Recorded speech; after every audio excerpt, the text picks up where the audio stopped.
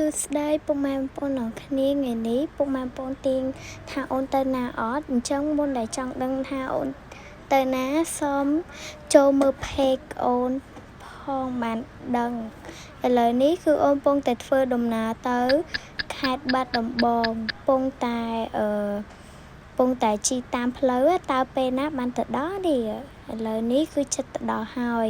ឥឡូវអូនក៏បានដល់ហាងមួយកន្លែងដែលសិតតែវត្ថុបុរាណកន្លែងនេះគឺជាកន្លែងលេងវាយកូនកោហើយកន្លែងនៅចិត្តនេះគឺអូនអត់ដឹងថាកន្លែងអីដែរចឹងណាហើយឥឡូវនេះកន្លែងនេះគឺស្អាតមែនតើអ្នកនរគ្នាគួរឲ្យចាប់អារម្មណ៍ថ្លៃថ្នូរហ្មងណាសិតតែធ្វើការគេគ្រាន់តែធ្វើបែបនេះហាក៏គេដឹងថាស្អាតដែរឥឡូវនេះគឺយើងមានចាប់អារម្មណ៍អីយ៉ាង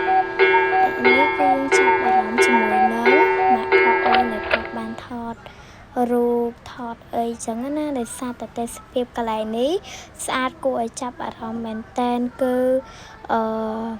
ឃើញផ្ទះហ្នឹងក៏ចាប់អារម្មណ៍ដែរណាទាំងអស់គ្នាអើយហើយអូនក៏ថតអីដែរកន្លែងនេះគួរឲ្យថតហ្មងណាថតមួយដង